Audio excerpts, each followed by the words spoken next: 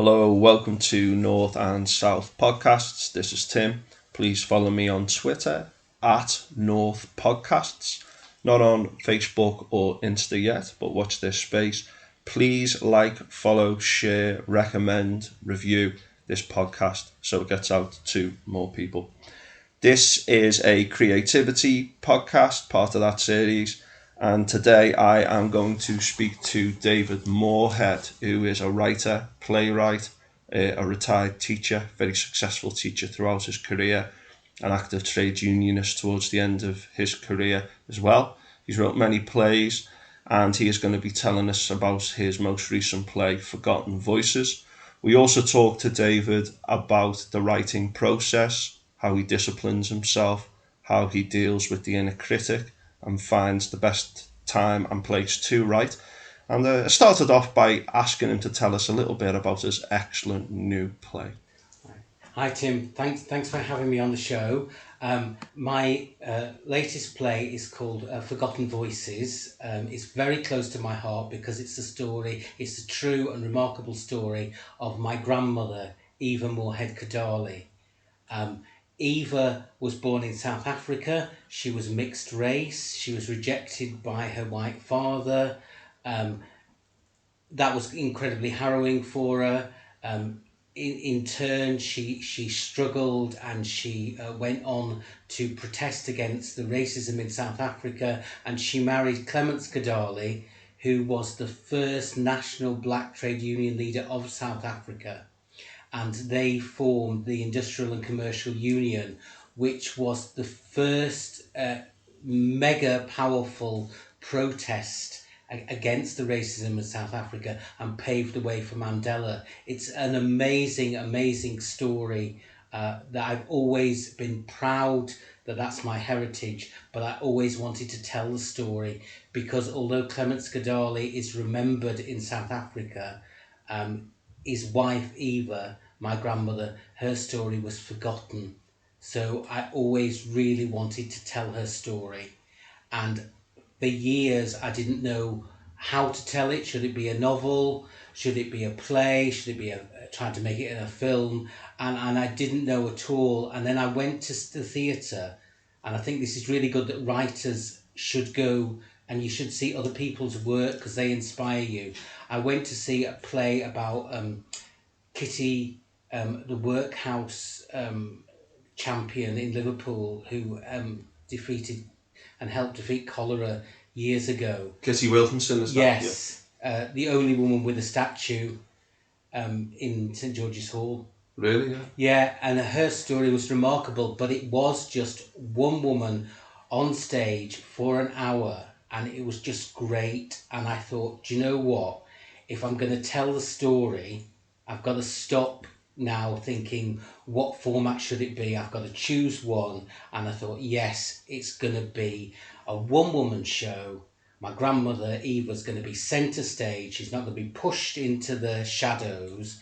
Her husband was very charismatic, and he, I think, would have she'd have been dwarfed by that on stage. So I wanted her story told. So I thought, I'm going to set about and write a one-woman show that tells her whole story. And the director of Kitty, Margaret Connell, I had worked with before on another project, and I contacted her to say, would you be interested? And she said, absolutely. So I knew that if I got the script right, at least when I passed it over to the director, it would be a good union, because sometimes you can pass it over and it isn't, So that's what I started with. I was really grateful the British Arts Council gave me funding, and that was made a significant difference because it allowed us to do 2 weeks of workshopping the script. So we weren't in pressure to get the script done. We could explore it. We did one workshop in January, and that went really well, except for the ending of the play, where, so I could go back and I had time to reassess it. But being in the rehearsal room, although it was on Zoom because of COVID, that really helped. The actress Sharissa Valentine was just tremendous from the beginning. It was such a fortunate, lucky find to have this actress who was just amazing. She had the charm and the power of my grandmother, and she was just great. So we did the January one, and then I rewrote the play, and we met again in April and did another workshop, and it clicked. It was just really good, and then we came back in the September and did 3 weeks of rehearsal, and that was really, really important that as a team we were putting this together, and then we premiered in October. Fantastic. There's a lot that's gone on there in how this play's finally being produced and recorded, and it is available. We are going to put a link to Screensaver so people who are listening can watch the play. I have watched it and I've seen 3 of your plays in total and I've enjoyed every one. And I think your other plays that I've seen, one was a comedy, one was a thriller. This was very much like a political history. But the power of the actress, the lead role, was phenomenal. But it was clear that there was a very deep personal story. And my first 2 podcasts of North and South were about my mum and dad. And I could see the passion coming through in the script. And I think you just described that this is something that you've been waiting to write in some form for a long time. And then eventually when you saw the Kitty Wilkinson play, you thought, right, I think I might have found a way of doing it and I need to do it now and have that discipline. Where did you get your information from? Obviously there's a lot of family tradition and history which will have been passed down, but how did you find out the wider information for the play? Is that something that you've read a lot about or read certain books about? I was really fortunate that Henry D was a postgrad student at Edinburgh University, and one evening the phone went and he was saying, I'm going to do my PhD on Clements Gadali and Eva. I've been to South Africa, can I come and interview you? Wow. And he sent me some of her speeches, so to actually read a speech in 1947, it's in a textiles factory. He found it and he sent me that speech. So I got lots and lots of information from him about her political activities. And also every time I wasn't sure of something, I could ask him as well. And he was so good. So you knew some things through your family history that has been passed on, and then he did extra research for his PhD. Yeah. How did he get in contact with you? He at Edinburgh University, there's only 6 universities in England that do African studies. Yeah. And the South African narrative is always Nelson Mandela and the ANC, 1960s onwards. But now they're exploring what happened before. So he was doing Clements Gadali, so he went to Cape Town, and in the university there were 40 boxes in the archives about this man. Yeah. Who had, by 1926, he had 250,000 members following, more successful than the ANC. Wow. In the 1920s. He circumstances which are dealt with in the play bring him down in the 1930s, but he had a vision to unite all 5 southern African countries. And in 1927 he came over to the House of Commons in England to ask for help. An amazing man, interesting figure as well. But I knew some things about my grandmother. Yeah. I knew her as well because I spent my summer holidays with her. And she was very glamorous, great fun. So I had that personal connection. And then I just found out more and more about her. And it was just amazing. But Henry D, and he came to the play with his wife, and his wife made a lovely comment. She said, I have lived with the Kadalis for 5 years. Yeah. she said, but I've never felt closer to them for tonight. Yeah. So she felt really close to them tonight. Yeah. You know, because it was. She said the play was so accessible. That's You wonderful know, to hear, isn't it? yeah. Because, you know, it's not just about writing a play. This is about writing a family history, but also there's a political dimension to it, and the characters and the emergent way that the play comes together, which it sounded like the whole thing just seemed to come together. But for someone to come and say that and go, I can feel that presence, it makes it much bigger than what it actually is, isn't You it? know, because again, you know, I was chatting to Ashley and Henry after, and they said, you know, it was authentic, it was accurate. There's nothing made up in the play. Yeah. You know, but then I, as a playwright, I wasn't doing a history lesson. Yeah, So you can go on Wikipedia and find out all Yeah. this. It was to present the characters. Yeah. You know. Fantastic. How did you write the script? Do you have a particular format that you follow? Obviously, you've written other plays, but and you're a writer generally. But what's your kind of method of approach? Now, I remember speaking to you a few years ago, and I was telling you that I like to write as well. When we first knew each other, I think it was early 2018, through the Teachers Union, which is another interesting parallel with the story.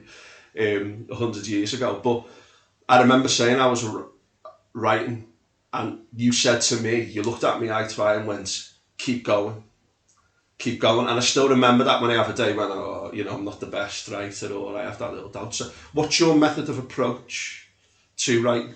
Right, I think write what you love. Yeah. You don't need to write what you know. Yeah. Right, because you can do research. Yeah. So you can go to different places and find things out. But you have to love the story and the characters, because that passion is genuine and that will motivate you. Yeah. If you don't really care, that will come out. Yeah. And you might not be very motivated either. Yeah. So that's one. Only do projects that you really love. Secondly, great writing is rewriting. So don't panic that it's not perfect, because it won't be. These myths that people, I wrote a play in a weekend and it was wonderful, and by the Tuesday it was picked up and everything. That's not true. It's years and years of hard labour. Yeah. So I think just do it. People dream of writing, or they're writers. Yeah.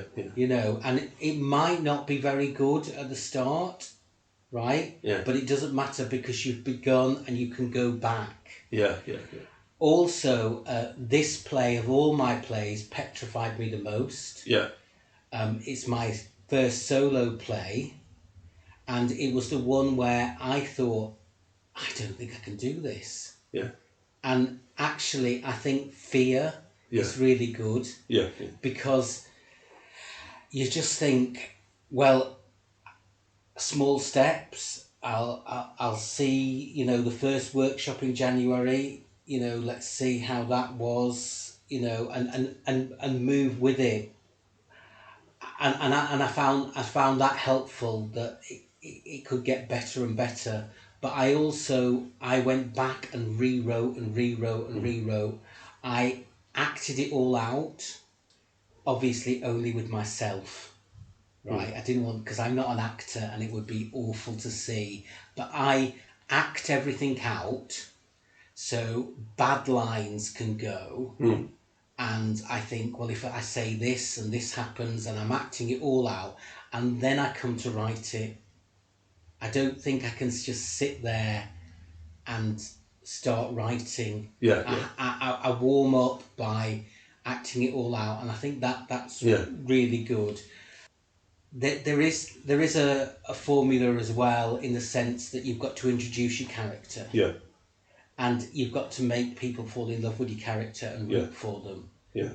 So with Forgotten Voices, one of the first scenes is my grandmother being rejected by her father when she's 10. And that's quite heartbreaking, but that is an important part of her story. And then you've got to sort of keep it going, and tell the whole story. And I think that's difficult, but again, put the major parts in that you want to, and then it should flow. So in the play, she's on the boat in 1956, deciding whether to leave South Africa for good. And she has to think. And one of the issues that I struggled with at first was how to present her. Because she was my grandmother, so I'm biased. But she had mental health issues, and I thought I can't pretend she didn't. So I don't think your characters, even if they're going to be heroic and do good deeds, need to be perfect. I think you need to show vulnerability. You need to show struggle. You need to show that sometimes they fail, because that's very relatable. And then you end up thinking that was a person on stage. Some of the reviews were really good, because the feedback was that this was a person on stage, not just a foil or a vehicle to talk about politics. This was her. Obviously, with a play with only one person, that can have its strengths in terms of the communication, but there's also a lot of risks that go with that. And at the end of the play, I thought that was powerful. And the thing I took away from it was the person, the individual, as a character, as a real person. And the story came second, but it was important, the story, because both of them are linked. But the power of the performance, particularly I thought the accent, to maintain that accent for that amount of time, and all those different words. I know actors practice all that, but it just gave it such an honesty. I thought that was one of the better things about the play, just the brutal honesty of the character and the story that came along with it. And I thought that all the reviews picked up on that, the performance. I would say with Charissa Valentine, brilliant actress. And all the way through, she said, "I just want to do a good job for your family." Because you've entrusted me with Eva's story. And I felt so grateful that all the time that's what she did. There was a person on stage telling this story. And also Margaret Connell, the director, you did feel other people were on stage as well, even though they weren't. You felt her husband was there, her children were there, and using costume as well, and lights. We managed to move off the boat and retell bits of her story, even though actually we physically we never went anywhere. We had a very basic set, but all those things worked because we had time. I think we had time to practice, and that's why it flowed as well. I think it's quite it's hard to explain what I mean by this, but there's quite a spiritual dimension to the play, where there's a power and a resonance there, just something in the background which is just like beautiful about the character and the story. Do you know what I mean? And that's something I got from it, that there was a passion throughout it. I think that obviously that comes from the pen, from your pen first and foremost, but then the way it was actualised.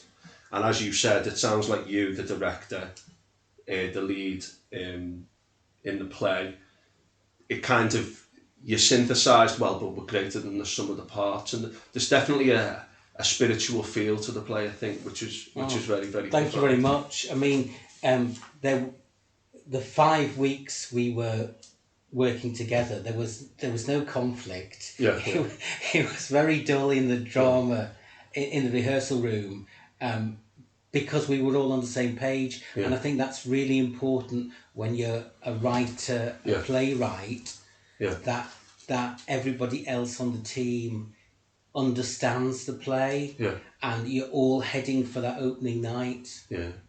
Just as a little aside, I remember what's the name of the actor, the one who was in Rain Man, Dustin Hoffman. Yes. He was a method actor where he lived an experience before he then acted it out, and then he just continued that. Yeah. And I remember he did a film with Laurence Olivier. I don't know if it was Marathon Man. I'm not sure. And Laurence Olivier said to him, like, what's all this method acting? Didn't you go to acting school? Just turn it on. You know what I mean? But there's a famous story where Laurence Olivier was doing the narration to World at War, which, I don't know if you've watched all of the World at War.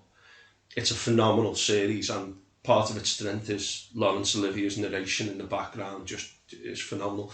But apparently he was doing it each day in the studio, just using his, acting skills, switching it on. And he was told after he'd done a certain part that was going to be the first scene.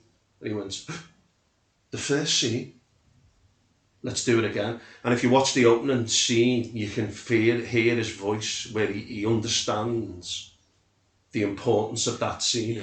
And I think that the lead in this, saying to you she wants to do justice to the family and to this story, that is powerful throughout. And if you've only got one person on the stage, obviously that makes it all the more important. But I thought that was really powerful about the play. Oh, thank you. Also, the really important thing is that you have to know as a writer all the characters' motivation, why they do things, the choices, etc. Because if you don't, right, then the actor and the director are thinking, well, why does it jump to this bit? Why do they act like that? And then there's mystery, and with the mystery can come a sort of ambiguous sort of vagueness. So as a writer, I had worked out every move of her story, why she did things at certain times, how she felt, etc. And I put that into the script. So I think it's very important as a writer that you give over the best script you can before you start rehearsing. Yeah. Because I don't think it's fair on the others. Yeah. They can't build on something that's actually collapsing. Yeah. So, and that took a long time. And I think, when people say, it took me quite, months or a year to do, etc. Often it's not the actual prose. Yeah. It's the trying to work out why people do this and make sense of it. So it is logical. Do you know when you begun writing the script, did you have all the information that you needed at that point? I know you said that it's important. You don't necessarily need to know it all, but you need to be in love with the story. Does it kind of develop its own? You said as well, I'm going to put these in the notes, your recommendations for writing as well, if that's okay with you. But do you feel that it's important to just write and then edit, which you have mentioned, or do you kind of need to know the main parts of the play first before you start writing, or is there a kind of a 50-50 element to that in your experience? I think when you start, each scene is important because you can change the scenes. Yeah. Sometimes I felt at the start I had because my grandmother's life is controversial, and there are challenges and things in it that make you wonder why she did certain things. She's very inspiring as well with her union work, and I had all the pieces there, and I knew it. I knew the facts, and I knew what she did, but I didn't quite understand her. Yeah. So I had to take each bit and write a scene for that. Yeah. And then try and put them together. Yeah. So it's probably easier not to write in sequence, because that's not important. Is to write the big scenes, because you understand them, and then spend days. Often I would print out the script, and I would just try and see the connections. So that's something else. but I think it's understanding your character, Yeah. you know, and stuff came out because I all through it we went to 70 minutes, and I thought it would be about 80, so I wanted to edit, and the director said no, it is 70 minutes. She just knew. Yeah. It was incredible, and that was really good, because if it had been left to me, I'd have edited more out the play. You know. I think I just want to go back to that inner critic. You said that if you get your why right and you love what you're doing, it'll give you that drive. Did you set yourself little targets each day, or how did you manage to do it? Did you have a particular disciplinary method for yourself? And also, you've just kind of mentioned that inner critic. How important is it to get someone else to be what you might call a critical friend I think in that process? It's very important to have, as a writer, a support network, right? You should only show people your work when it's of a good standard. There's no point saying, look, do you know what? I haven't really worked hard enough on this. What do you think? Because, you know, it's like singing half a song and saying, what do you think? You know, it's just half a song. Equally, you shouldn't show everybody, because everybody's a critic, so you get like 50 feedbacks which just confuse you. And also, you should I showed people just a few, right? And looking back, it's very interesting who I showed, right? I won't say who, because no. And I was asking them for clarity. Did they actually understand it? Yeah. Which is a really good one, because sometimes half the play is in your head still. Yeah. You know, so it's not on paper, and they came back with questions and things like that, and that was really good. So I would always have, I've got two people who read my work and just say, is it coherent? That's all I want to know. Yeah. Because sometimes the other choices in it are subjective. Yeah. So they might like it, I might not, etc. At the end of the day, you've got to be happy as a writer with your work. You know, if you don't feel it's very good, then it will always not be good. Yeah. I think that finding those critical friends who will critique it, but in a friendly fashion as well, is very important. Because, as you say, people are very quick to criticise sometimes. Oh yes, but also when you ask for help, give them a question. Don't just say, "Read this. What do you think?" Yeah. You must have certain questions that they can feed back on. Yeah. You know. I think that's a very good, important. If you say, like, "Can you just tell me if this is coherent as a story?" Yeah. And then they can come back and go, "Yeah, although when this happened, I couldn't quite see why." And you go, "Right, I'll address that." And then you're giving them a focus. Because I've done it before where, you know, people say, "Read this," and, you know, it's like going into a library and go and pick a book. If someone says, "Can you read this book by this author and tell me what you think?" It gives you something to work on. Yeah. Because I was going to say, we had to remove a lot of the geography from the play, because a lot of the union work in South Africa was in East London. Yeah. But people thought it was East London in the UK. Yeah. Right? And yes, we could have explained it in the play, but it was easier just to take it out. Yeah. And I would never have got that.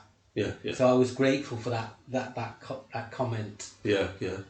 It's just those little things sometimes which can make a difference. So, did you have a particular way of writing it? Do you write in the morning, the evening? What's your kind of approach to writing?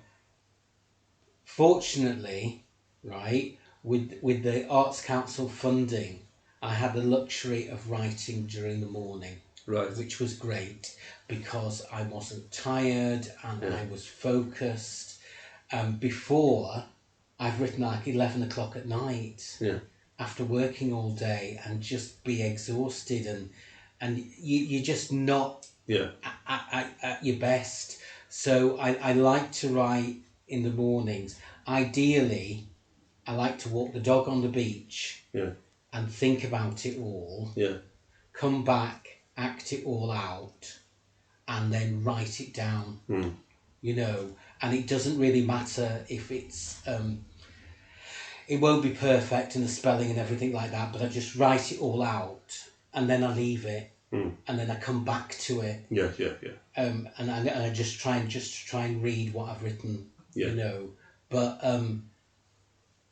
sometimes though, I can wake up at 2 in the morning and just think, do you know what?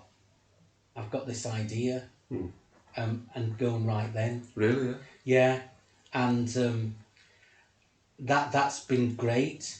You're retired now, aren't you? Yes, can I just say yes? If anyone out there who's up at 6 a.m, you don't have to do that. Because I could do that, and the house is quiet. Yeah. Right. You can just get so much done. Yeah. So I wouldn't. If you're going to write, right, you should have a fixed time and a fixed day, just to discipline yourself. Yeah. But after that, you can don't tie yourself down, because you might just be exhausted, and just be open to it all. Yeah. It's interesting. I think I've discussed this with you, where I said, do you write down, do you have a pen and paper with you? And I think you said, if it's important, you'll remember it. But I always have a book with me to write things down. Yeah. So do you not necessarily carry a book with you? Have you got a good memory for creative ideas? Or No, well, what I would say is no, because I was talking recently about small talk, and people saying they didn't like it, and I said I love it because I see it as character research. And I just, you know, people come along and they talk and they say things, and I'm thinking, why are they like that, etc. So sadly, everyone's auditioning for my next play, right? So, and then when I'm writing it, I think, do I remember it? Yeah. Because I did try writing stuff down. Yeah. But then I don't go back to it. Yeah. Because that's just, it doesn't work for me. I know what you're saying, because if you just write down random thoughts, I've got books full of random thoughts, and I often say I'll go back and edit them and take good bits and include it in some. But I remember seeing a woman on the train once, and I was sitting opposite her, and she was looking around the carriage and then looking at people and then writing stuff down. And I thought, she's a writer, writing down descriptions of people to use in the books, which I thought was interesting. And I seem to be the only person who recognised that. I don't know if you've heard of the Artists' Pages, which is this book. Quite a few artists use it, where they get up in the morning and write 3 pages of just whatever. And it kind of gets the creative juices going. I actually bought it, but I didn't find it that helpful. But there's a very good podcast called Search Destroy, or Create Destroy. Create Destroy. And in that they talk about different artistic processes for musicians, and I found that quite useful. But no one has their own one way, do they? And it's important that, no one has the correct way. It's important that you find your own way. And if you get your why right, as you said, think about the environment, right? Where do you write best? When do you write best? Have that discipline, but also you might have a day when you're not feeling it, and it's often better not to, because then you become too critical of your own work, isn't it? So it's important to be flexible, but to have a kind of your own system in place. Is that what you would? I would say it's important to write. Yeah. Right. And there's lots of courses and books that will give you guidance and structure, and that's great. That's one side of it. The other side is how you feel as a writer, how you view the world. Because if you just observe it coldly, that's what your work will be. So often, I try to remember how I felt about things, or how I've other people responded, you know, and try to connect the pain, or the excitement or whatever, and that's very important, that the character has you know how they felt. Yeah. You went on their emotional journey with them. Yeah. Whether they were wonderful people or not, you understood them. Yeah. And I think sometimes you might get the what's it called, the descriptions right, etc. But Yeah. they don't have heart. Yeah.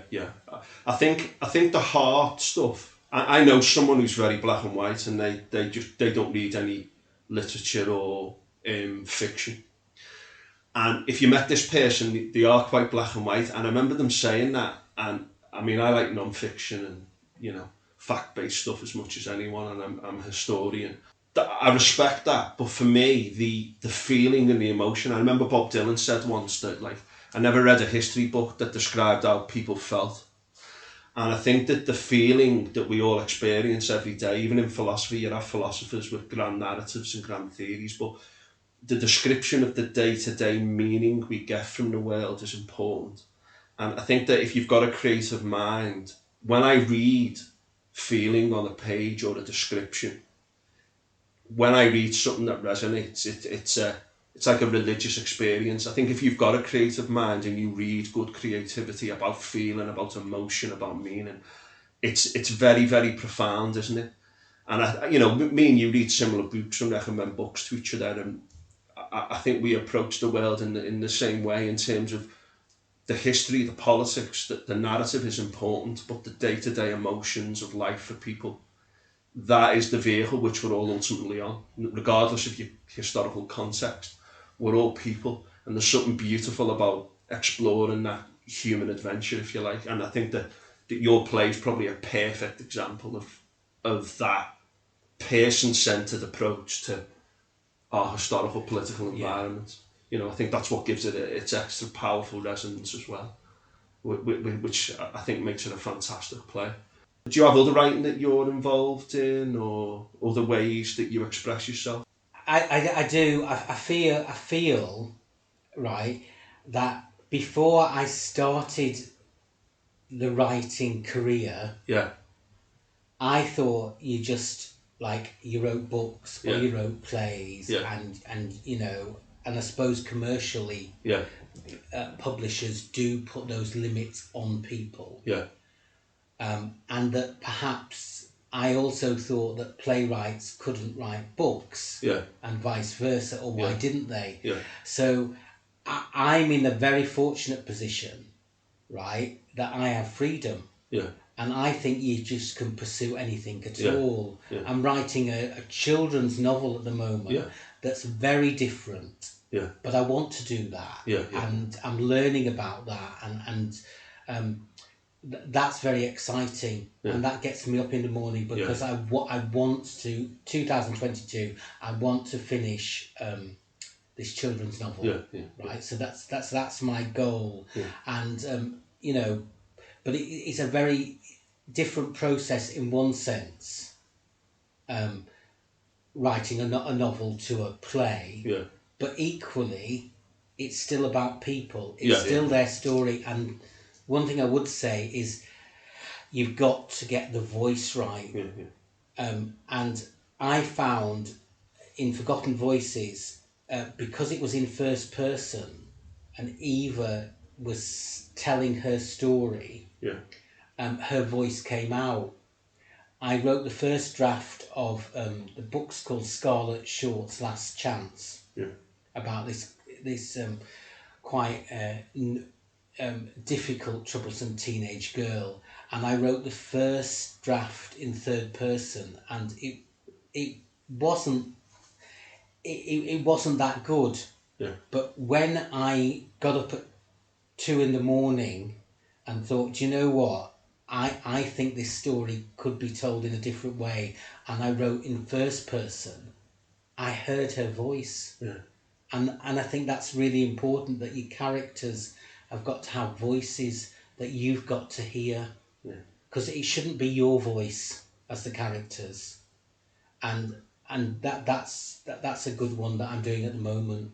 yeah, Listening to the voices of your characters how they emotionally respond, what they've got to say, how they navigate the world, and to do it at a pace that your reader or your audience member can follow.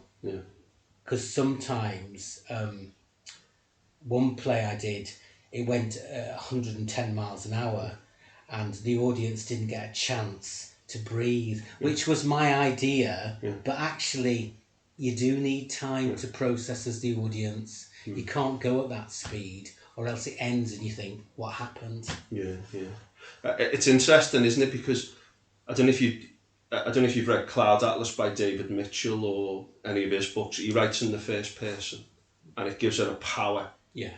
Which just, by looking at deep structural issues across time, sometimes different eras and periods, you're there, and yet he's addressing big issues like slavery and things like that through time. And I think that finding your voice, and if you can find your voice through others' voices, it almost, Also, I was going to say, don't go. If you wanted to start writing, you just should, and you should just have confidence that it's something. If you want to do it, you should be your best friend, not your worst enemy. And that perhaps pick up an item and say why that's important, and that will tell a story. Because friends over coffee tell stories. We all tell stories. So perhaps start in small ways rather than have the grand plan that in 2 years' time I'm going to be a best-selling author. Because I think actually you should enjoy the process. If you don't like writing, don't write. But it can be a struggle and it can be frustrating and difficult, but it's enjoyment. And I think that's the vocation. It's a bit like teaching. That's great on so many levels, but it can have difficult days. And I think writing's like that. So enjoy it all. John Lennon used to say as well that he said, as an artist, he said you're constantly. It's like you're neurotic all the time in this pursuit of creativity. It's almost like that by being creative, there's a price to pay for it almost. I don't know. There's lots of examples throughout history about that. But one thing I find interesting is the idea that you can have different styles that you might dip into. So I remember Ian Banks, or E.M.M. Banks, the Scottish writer. I believe he's no longer with us, and he used to write sci-fi novels, and then he'd just write another novel which was set in the present, and he'd just go back and forth. And he was, if in many ways, he was kind of cathartically addressing these two voices within him. And I remember he said, "When I feel like it, I write a novel. When I feel like it, I write sci-fi." And I thought that was very good, because he was very, very successful. I've read a couple of his books, the more present day novel types rather than the sci-fi, but I thought that was an interesting approach from him. And he sold a lot of books doing both, which was interesting and also quite unusual. I think for someone to have that success. Also say your own mental health is important. And your own physical needs of obviously exercising, eating properly, socializing, not becoming sort of trapped by it, and then that triggering depression or whatever. That really, it's important that we tell our stories and we tell them well. But we are people, and I think that's very important. I think going on the beach with the dog each day, when I'm out, I often get an idea when I'm out, and that reinforces the kind of creativity. So that kind of up, out the door, then come back, and then you get that structure and shape to things. I'm really interested, not just in your excellent play and your other writings, but the way people write. That's really, really important. I want that to come across to people out there who may have that inner critic, or there may be people listening who aren't really into writing. My dad, very intelligent, loves reading the paper, doing crosswords, not interested in writing. Just, that's his mind. But when you have got that life, I'm at that age now where just at the start of COVID, I want to just mention the impact of COVID on the play actually in a moment, but just at the start of COVID, I was listening to a podcast, and I'll check the gentleman's name and put it in the notes. But he did a podcast called the Doorstop Mile, which is the idea that the first step can seem like a mile before you actually start something, which fits in with what you said about like get writing. And I listened to it at the start of the first lockdown, and one of the things he said is, what things would you look back at in 10 years' time and say, I should have done that? And think about it now, I'm 44, in 10 years I'm going to be 54, and one of the things which got me started on this podcast and commit to writing a little bit more is that thing, because I've got a 2-year-old son now as well, and part of me, I think, being more disciplined is I want to say to my son that, you know, I became a father, I've tried to provide for you, but I needed to express myself in my own way. And I think it's quite powerful to say to someone else, you should express yourself in your own way as well. So having a go, and even if it doesn't quite work out, when I create, I'm not creating for an end product necessarily, although the end product can be important. There's a catharsis in the process about being true to yourself. And I think obviously it's about finding that balance between those two, which is important. And, you know, do it. I always remember what you said, and I know I've mentioned it already. Get writing. And you can edit later, you might say, I don't like that, or no. Get writing. And then you've got something, because as Abraham Lincoln said, to begin is to be halfway there. Chairman Mao, a journey of 1,000 miles, a single step. In 10 years, when you look back, what are you going to say? You know what I mean? And also, I would say that sometimes you do fail. Yeah. I wrote my first book, which was dreadful, which fortunately has been rejected and will never see the light of day. Right, and I'm so grateful that I went through that process, because I made so many mistakes. Yeah. Even though I knew they were mistakes, I didn't realise I was making them. Yeah. And I think also another play I worked on wasn't a great experience, and you know there were mistakes there. But if you can learn from your mistakes, right, when you do write again, that experience lifts you, and you don't make the same mistake twice. Yeah. And I now know that Forgotten Voices wouldn't have been as good if this had just been my first play. Yeah. I think you've got to. Someone said you've got to write the bad writing out. Yeah. You know, which I've written a lot of bad writing. I think it's interesting as well. People have this idea that you put so much into your first book or play or piece of writing, and you've used up everything putting it into that. But like, if you look at some of the early films by some of the great directors, and you read some of the early books by some of the great writers, and they weren't that good. And some of them are brilliant, by the way. Like you'll have like Harper Lee, all right. I know ultimately Harper Lee released the second book towards the end of her life, but I think it's interesting that you can fail in a big way in the art world, and that's part of the process. Yeah. And I think that's a wonderful thing to bear in mind, because it is the day-to-day feeling of it which is important, the mindfulness of the process, not just the end product. And I think what you said before is, you know, Hemingway wrote, didn't he, like, you know, dance like nobody's looking. You're writing with a freedom, and that gives you the chance to express yourself truly. I always remember you saying, no, that when the plays are eventually produced, you're looking at all the, how many people are here. I mean, that's just a natural thing, isn't it? Once the play's actually produced, etc. But it's a process, and I think it's part of humanity, isn't it? We like to tell stories. We like to think about where our ancestors have been, where our families have been, where we're going. I think that's a big part of the process. But Forgotten Voices, you know, what a great play. I just want to briefly chat, how did COVID impact Forgotten Voices in terms of getting it out there? Because I know it's recorded and the link will be at the end of the podcast, but did COVID COVID negatively impact your ability to work with colleagues in the production, or do you think that it... First of all, got the Arts Council funding in the September, Yeah, right? So we decided to do the Zoom. We decided to have a week's yeah, workshop in the January, and we couldn't meet because it wasn't safe because we were in lockdown. yeah, yeah, So that did have an impact. Yeah. Because as great as Zoom is, it's not the same.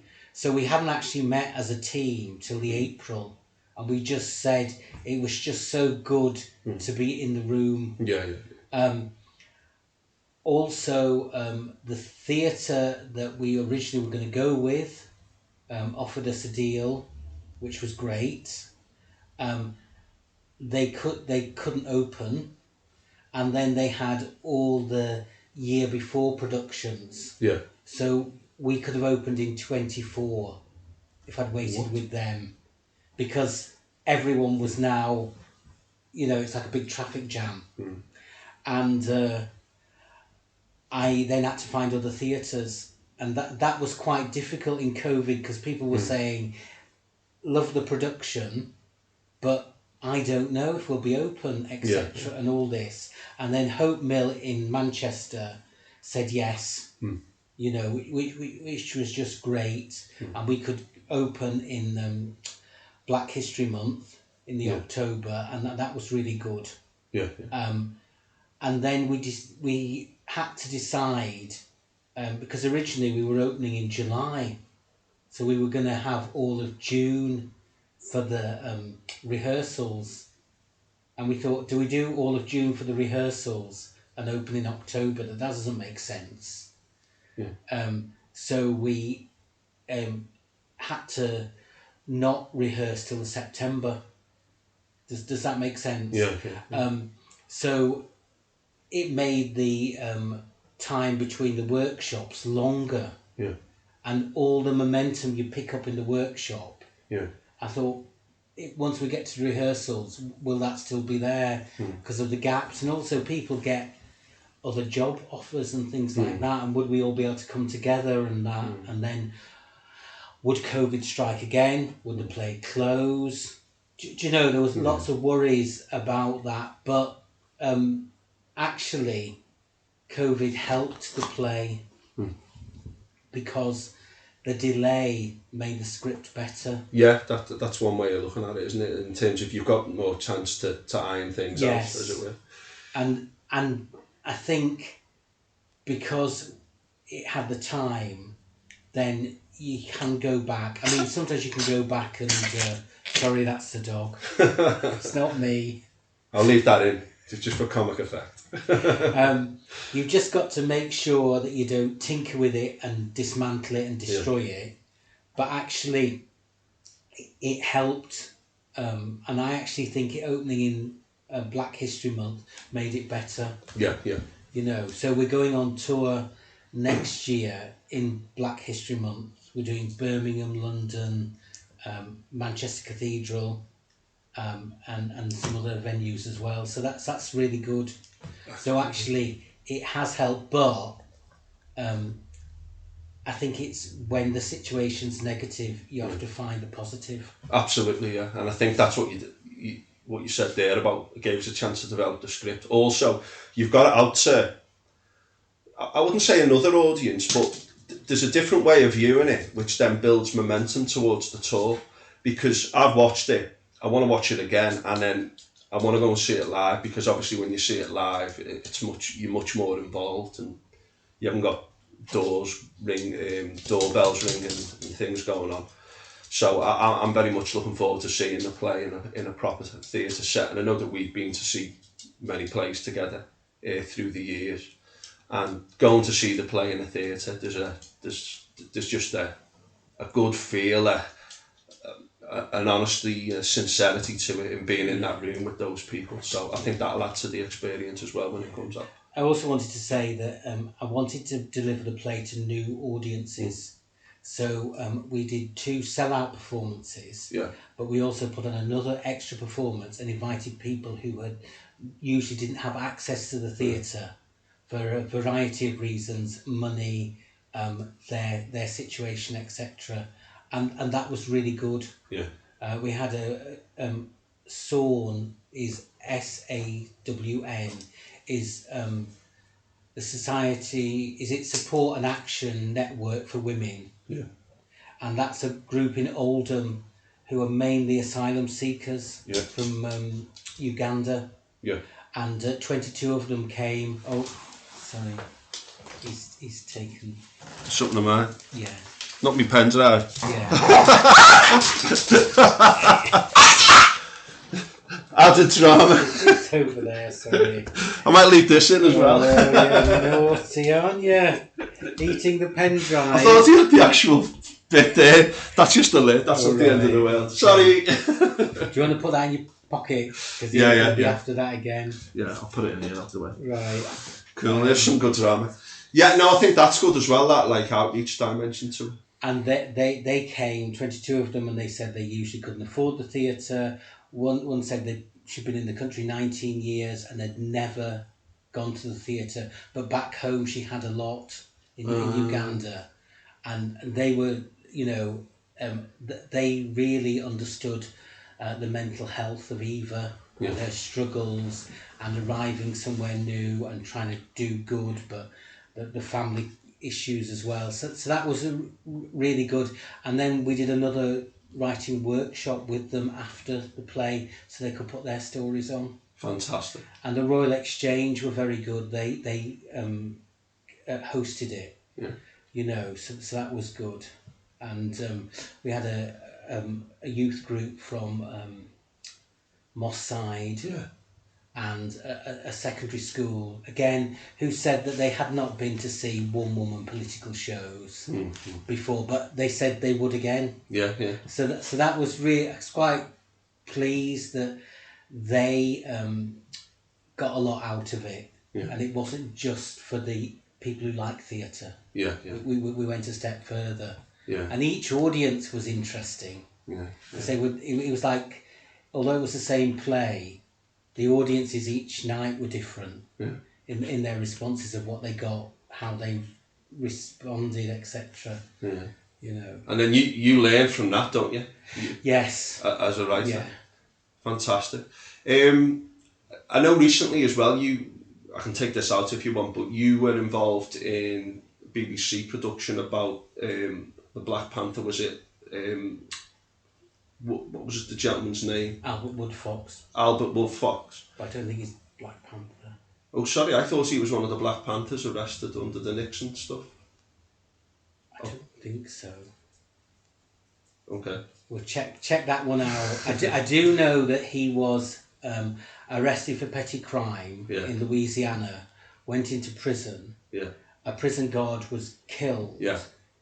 They pinned it on him. He was innocent, and he spent 40 years in solitary confinement as a punishment. Yeah, and you did a BBC clip. I can share that in the notes as well. Yeah, I was very fortunate that Radio 4 contacted me and said, they're going to do a Christmas programme, and it was about the support, because when I was a teacher, I had got my class to write messages of hope at Christmas to prisoners of conscience, and one of them was Albert. Yeah.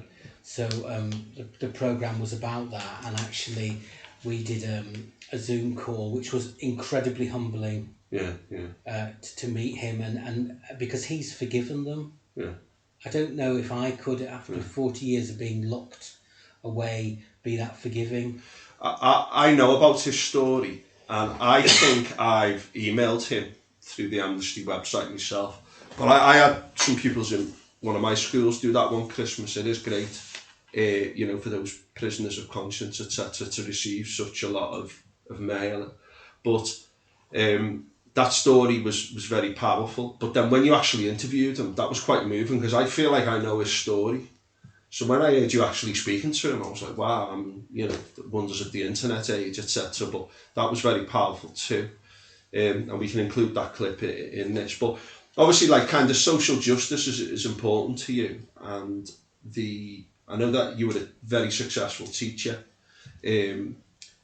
right throughout your career in an outstanding department, as verified by government inspectors numerous times. But I think a big part of your teaching was about social justice, and you actually became a trade union rep in your school where there hadn't been a rep beforehand for the National Education Union. And in many ways, when I saw this play, I could see that kind of thread that you've come from this kind of family history of standing up for what's right, working together with people to improve people's situations, trade union rights. And, it's almost like trade unions are considered bad in contemporary Britain, but ultimately people can stand together and change things. And you were even voted NEU Northwest Rep of the Year.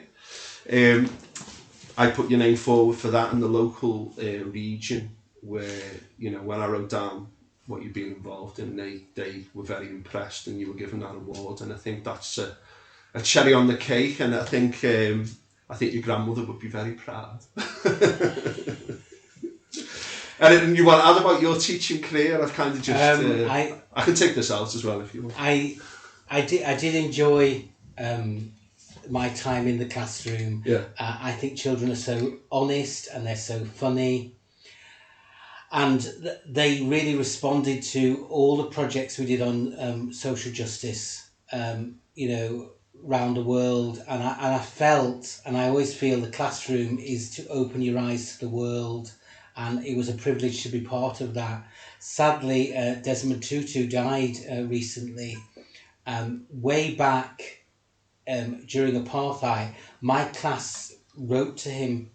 We did group work, and they all asked him 3 questions, and they wrote the letters, and there were 6 letters, and we sent them off.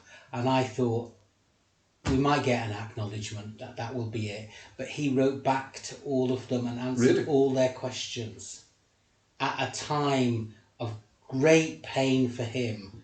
And I just thought that was wonderful. And then I could say to the children, these are the letters, etc.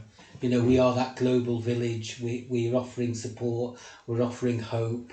And he was just so humbling. So, I did the union work. I think is so important. I never really understood why Amnesty and the union, National Education Union, have been so important, or have made me feel so positive and want to do things.